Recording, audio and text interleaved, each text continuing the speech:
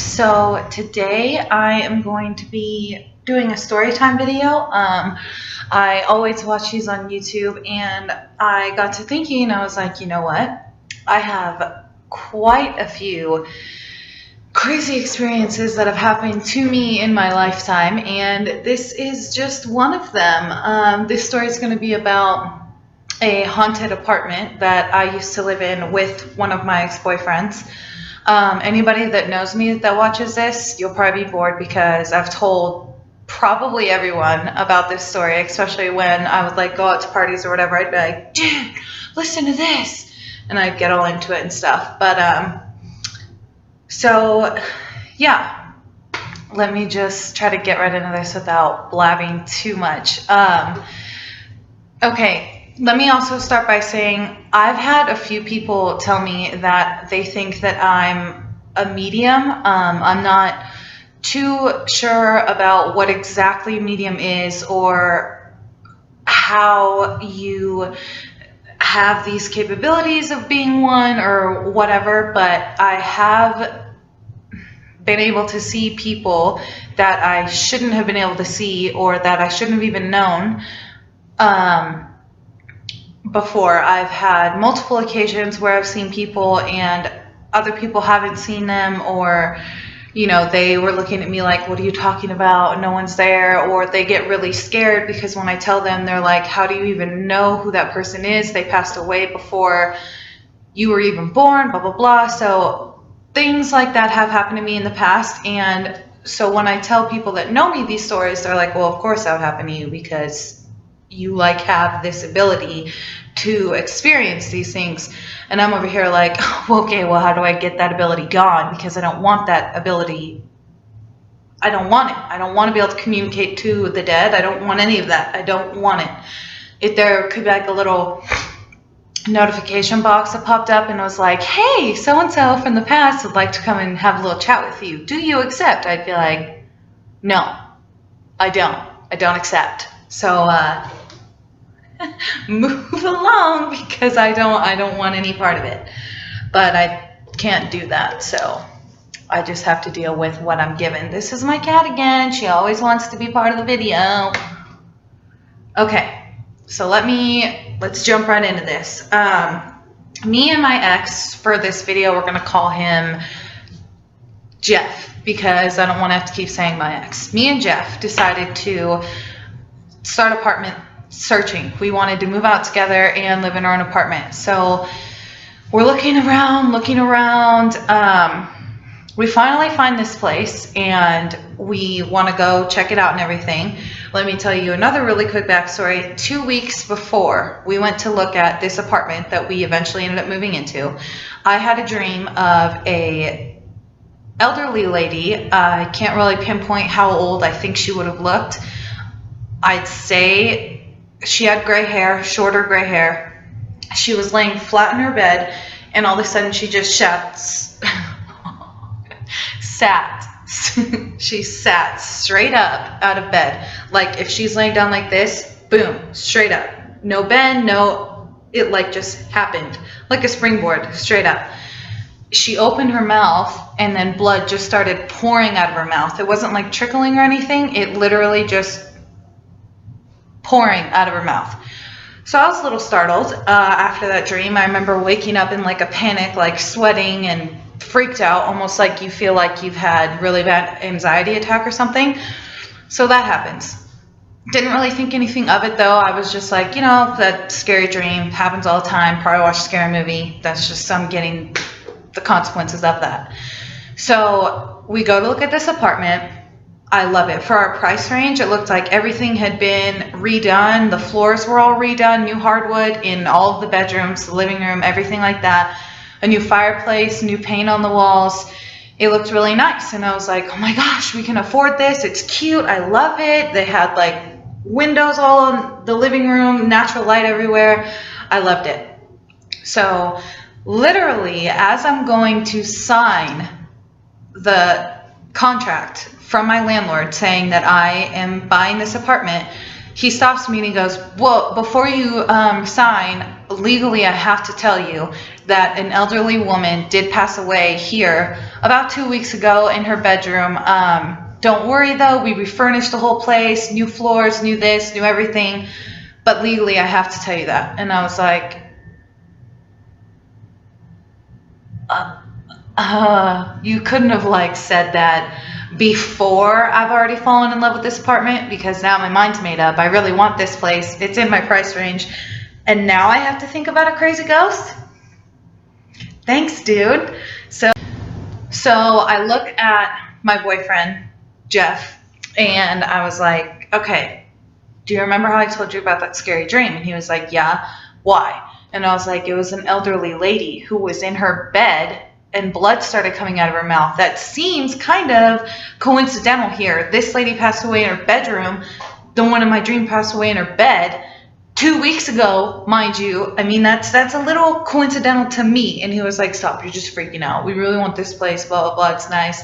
It's right by downtown. We want it. And I was like, okay, yeah, I am freaking out. We want it. So we sign, we get it. Everything's cool. Everything's good. Then we move everything in. Everything's fine. Weird stuff started happening. In the beginning, how this always happens is it starts out really slow. Everything kind of starts happening. You kind of write most things off. You kind of aren't really thinking anything of it. And then eventually things start escalating to where you can't write them off. They're just thrown in your face. You have to accept what's going on. So in the beginning, little things like around 10 o'clock, and it didn't start off hostile at all. It didn't start off malevolent, like mean, nothing like that. It seems to me that this elderly woman around 10 o'clock would go to bed, and that's when she would kind of start winding down and things like that. Because around 10 o'clock every single night, Jeff played video games, and his Xbox, I think he had an Xbox or it was like a PlayStation or something, would turn off, as well as all the lights in the living room, excuse me. So he'd be playing and everything, and then everything would just turn off. And I remember he would always just be like, God, so dumb, like stupid circuit breakers here, just freaking messed up, blah, blah, blah. I'm going to have to call him. He's going to have to come and look at it, blah, blah, blah, because it's messed up. So that's how it slowly started happening. And then I remember one time, one of his friends was over, and they were sitting playing video games. Around 10 o'clock, everything just shut off. And when everything shut off, his friend was like, dude, what the hell? And he was like, I know, man, my fucking circuit breaker's all messed up, blah, blah, blah. Sorry for the swear words, but I'm trying to keep it as it all happened. And so, yeah. And then as they were sitting there and everything turned off, all of a sudden the fan, so everything was off at this point. So if it was the circuit breaker, the fan wouldn't have worked in that room because that whole room would have been off. So while they're sitting there, the fan just starts booking it, like going super fast, crazy. Not like if the wind hit it, it would just kind of like rotate, but it just started going for it. And his friend was freaked out. He was like, dude, what's going on? Just scared. It kind of like irked him a little bit. He eventually that night left. Shortly after, he was like, okay, well, I'm going to get going. See you later, man. Like all awkwardly just left. So I'm sitting there and I was like, that's kind of weird, blah, blah, blah. But Casey, frick. Okay, you know what? I've messed up twice. His name was Casey. So he wasn't like into believing that kind of stuff. He was like, oh, whatever. It's just this. Or like he always had a logical reason to explain for why this stuff was happening. So we just kept putting it off. I really like the location. I always got these weird vibes there, like somebody was in the room with me, or if he ever left for work and I was there alone, I was really freaked out. Always kind of like kept my back to something. I never really wanted, like right now, I would never do this in that apartment. I would never let my back be bare. I'd have to be like pressed up against this wall and just like scoot around if I wanted to do anything, just like ninjaing on the walls. So I think at this point, like, weeks had gone by and still just little stuff happening. I went to bed, and in this apartment, there was the living room, and then the bedroom was right here, and the doorway, I could see him sitting on the couch. So I would always leave the door open, and when I was going to bed, I would make sure I could see him. The lights of what he was doing in the living room kept light in the bedroom, so I wasn't too freaked out. I didn't feel like I was alone, and I had fallen asleep, and I woke up with this weight on me, it just felt like a huge presence just over me. I couldn't get up. I couldn't talk. I don't know if any of you have had a dream where you feel like you're screaming but nothing's coming out, or you feel like you're trying to run but you're not moving. It felt like that in a dream, but I was wide awake. I literally could see him sitting on the couch, but I couldn't move. I was just like, oh. And I remember trying to like slowly lift up my arm so that I could throw it on the wall and make some noise that way. And I like was trying so hard to just flick something to make noise to where he would look in there and be like, oh my gosh, and try to help me. And then all of a sudden, as about to where I was able to make noise, it just lifted off of me. All of a sudden I could move, I could talk, and I darted. I just took off, ran into our living room as fast as I could, and I was freaked out, sweating again, panicked, and he was like, whoa, what's going on? What happened? Calm down, dude, you're freaking out. You had a bad dream. And I was like, no, it wasn't a dream. I swear to God, I could see you the whole time.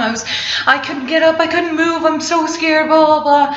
So he started talking me down for a minute. I was sitting there with him. Obviously, I didn't go back to bed all by myself. I waited there with him till he wanted to go to bed. And then we went together. And the whole time I'm sitting there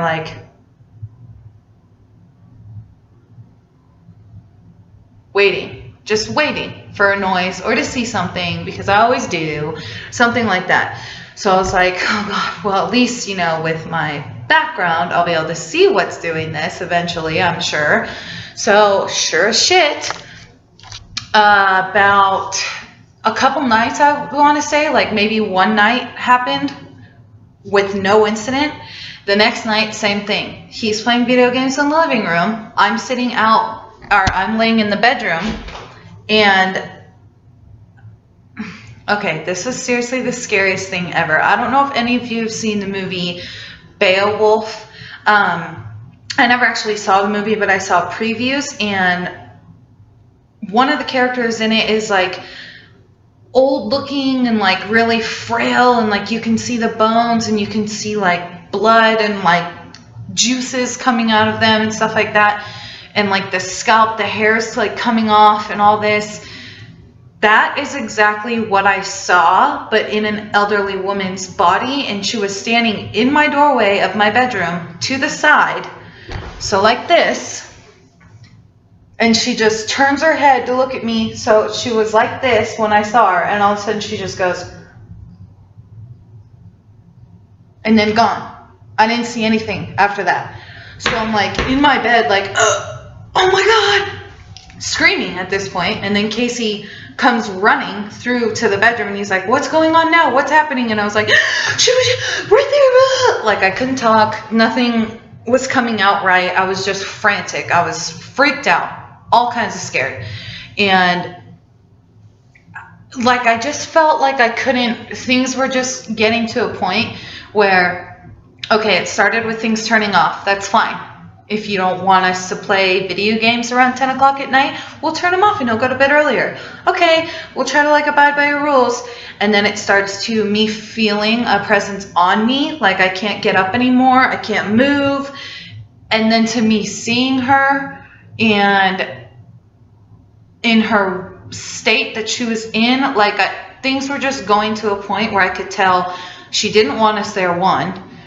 Two, things were just going to keep happening if we stayed there. So I'm trying to convince him. I'm like, okay, this isn't working. I can't be in this apartment by myself. I'm too scared to come here. Blah, blah, blah, blah, blah. So much stuff just kept happening. And eventually, he one time was in the kitchen, I remember, and making a sandwich or making something. It was around nighttime, And all of a sudden, one of the knives, he said, I wasn't in there, he said, came up and just fell right by his foot and like stuck straight in the ground. And he was like, there's no possible way that I moved it or bumped it or it fell somehow. It wasn't anywhere near me to have been able to fall right by my foot and land right in the ground.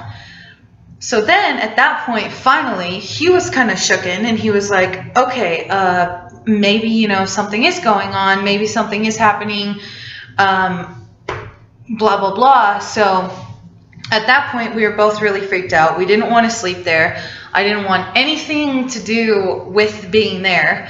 So I stayed, or no, we didn't stay. We left, and we, you know, a couple days later in the daytime, we went to get all of our stuff out. Nothing happened.